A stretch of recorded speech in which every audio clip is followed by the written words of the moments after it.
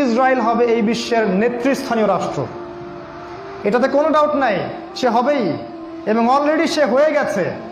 সে প্রায় 90% সফল, আর 10% বাকি আছে। এটা খুব অল্প সময়ের মধ্যেই হয়ে যাবে। কারণ আমাদের দুর্বলতা আছে যে আমরা যে আপোষে কাদা ছোটাছুটিতে ব্যস্ত ছিলাম, আমরা হালুয়া রুটি খাচ্ছিলাম, এই সময়টুকুর মধ্যে ও প্রচণ্ড শক্তিশালী হয়ে গেছে।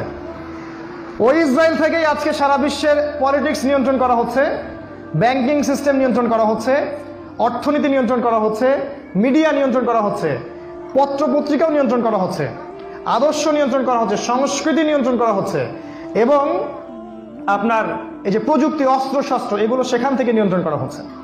আর এটাই সেই রাষ্ট্র যেখান থেকে দাজ্জাল মানুষের রূপে বের হবে। এটাই সেই রাষ্ট্র। ওই জেরুজালেম থেকেই দাজ্জাল বের হবে। এই শক্তিশালী হয়ে গেল আমাদের চোখের সামনেই, কিন্তু আমরা কিছু করতে পারলাম না। এই যখন শক্তিশালী হয়ে গেছে, তখন সামনে একটা মহাযুদ্ধ লঞ্চ করবে, যেখানে 80টা দেশ পৃথিবীর একত্রিত হয়ে যাবে এবং প্রত্যেকটা দেশের আন্ডারে থাকবে 12,000 করে সৈন্য। এবং এই যুদ্ধে প্রত্যেক 100 জন সৈনিকের মধ্যে 99টা সৈনিক মারা যাবে এই যুদ্ধে।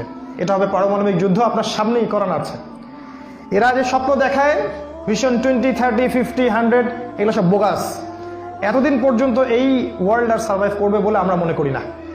আল্লাহু আ'লাম বিসওয়াব, আল্লাহ পাক ভালো জানেন।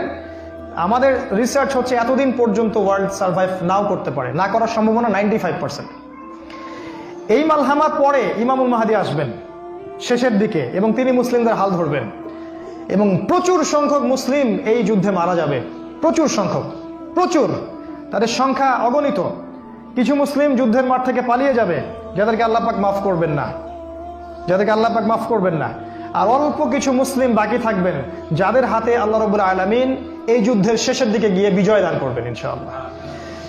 এবং আমাদের খোরাসান থেকেও একটা বাহিনী যাবে, যারা জেরুজালেম পর্যন্ত পৌঁছে যাবে, ইমামুল মাহদীর সাথে যোগ দিবে। পৃথিবীর কোনো শক্তি, নবীজি বলেছেন, পৃথিবীর কোনো শক্তি তাদের পথে বাধা হয়ে দাঁড়াতে পারবে না। তিনি বলেছেন, তোমরা যদি হামাগুড়ি দিয়ে হয় বা বরফের উপর স্ক্রল করেও হয়, তোমরা যদি ওদেরকে পেয়ে যাও তাহলে তাদের সাথে যুক্ত হইও। এটা নসিহত নবী সাল্লাল্লাহু আলাইহি ওয়াসাল্লামের। এটা আসবে সামনের এই সময়টা। এই মালহামার পরে যখন মুসলিমরা আবারও বিজয়ের আসনে আসবে, তখন মুসলিমরা জয় করবে কনস্ট্যান্টিনোপল বা তুরস্কের ইস্তাম্বুল। এটা এখন নেটোর হাতে চলে গেছে, এটা আবারও মুসলিমদের হাতে চলে আসবে। তারপর ঘোষণা করা হবে যে মাসিহুদ দাজ্জাল মানুষের রূপে বের হয়েছে। কোথায়? ওই জেরুজালেমে। তখন মুসলিমরা সেখানে ছুটবে। দাজ্জালের বাহিনীর সাথে মুসলিমদের ব্যাপক ফাইট হবে, কিন্তু মুসলিমরা তাদের সাথে পেরে উঠবে না। কেন পেরে উঠবে না? কারণ আল্লাহ পাক দাজ্জালকে এজন্য এভাবেই সৃষ্টি করেছেন। সে একটা পরীক্ষা, একটা ফিতনা। তার হাতে আল্লাহ পাক প্রচুর ক্ষমতা দিবেন। সে বৃষ্টি বর্ষণ করতে পারবে, সে প্রযুক্তি নিয়ন্ত্রণ করবে, সে আকাশ নিয়ন্ত্রণ করবে, সে প্রত্যেকটা শহরে প্রবেশ করবে, প্রতিটা শহরে সে খুব দ্রুত ফ্লাই করতে পারবে। তার হাতে খাবারের মজুদ থাকবে, মানুষকে দুর্ভিক্ষের মধ্যে সে ফেলে দিবে। যারা তার আনুগত্য করবে সে তাদেরকে খাবার দিবে, মানে ইকোনমিক প্রোগ্রেস দিবে। যারা ওকে অনুসরণ করবে সে তাদেরকে সোনা রূপা দিয়ে দিবে। যারা ওকে অস্বীকার করবে সে তাদেরকে দুর্ভিক্ষ দিবে, মেরে ফেলবে। এক কথায় যারা দাজ্জালকে অনুসরণ করবে তাদের প্রত্যেককে দাজ্জাল প্রোগ্রেস দিবে, উন্নতি অগ্রগতি দিবে, তাদের জিডিপি বাড়তে থাকবে এক কথায়। আর যারাই মাসিহুদ দাজ্জালের বিরোধিতা করবে তাকে সে একদম ধ্বংস করে ফেলবে, একদম ধ্বংস। অর্থনৈতিক দিক থেকে, শারীরিক দিক থেকে রাষ্ট্রগুলো আক্রমণ করবে, সে পুরো ম্যাসাকার করে ফেলবে। তার হাতে আল্লাহ পাক এরকম ক্ষমতা দিবেন। এই জন্য মুসলিমরা তাদের সাথে পেরে উঠবে না। তাহলে কি হবে? আল্লাহ রাব্বুল আলামিন তখন মুসলিমদের দোয়া কবুল করবেন এবং ঈসা আলাইহিস সালামকে আকাশ থেকে পাঠাবেন এই পৃথিবীতে আবারও ইনশাআল্লাহ। এবং ঈসা আলাইহিস সালাম সিরিয়ার দামেস্কে সাদা মিনারের উপরে নামবেন এবং ইমামুল মাহদীও সেখানে থাকবেন। সেখানে ফজরের নামাজ পড়া হবে, ইমামুল মাহদী ইমামতি করবেন, আর এই ঈসা আলাইহিস সালাম পিছনে মুক্তাদি হয়ে থাকবেন। এটা আমাদের জন্য গর্বের বিষয়। এরপরে ঈসা আলাইহিস সালাম বলবেন যে অবরোধ তুলে দেওয়া হবে, মসজিদের দরজা খুলে দেওয়া হবে এবং ঈসা আলাইহিস সালামকে দেখা মাত্রই মাসিহুদ দাজ্জাল পালাতে শুরু করবে এবং দাজ্জালের বাহিনী অর্থাৎ ইহুদি খ্রিস্টান সভ্যতার সাথে মুসলিমদের যুদ্ধ হবে।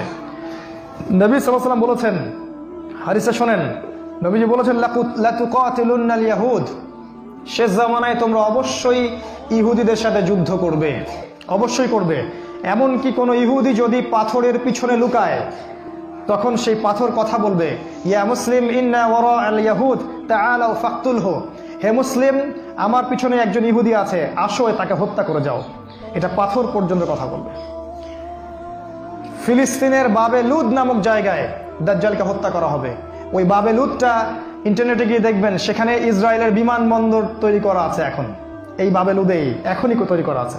আমি একটু আগে বললাম যে দাজ্জাল আকাশ নিয়ন্ত্রণ করবে, ওই বাবে লুদের এয়ারপোর্ট থেকেই সে আকাশ নিয়ন্ত্রণ করবে। আমার মত এটা আমার মত, আমার বুঝ এটা।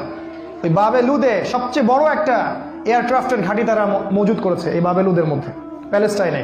আর ওই জায়গায় ঈসা আলাইহিস সালাম এই মাসিহুদ দাজ্জালকে হত্যা করবে।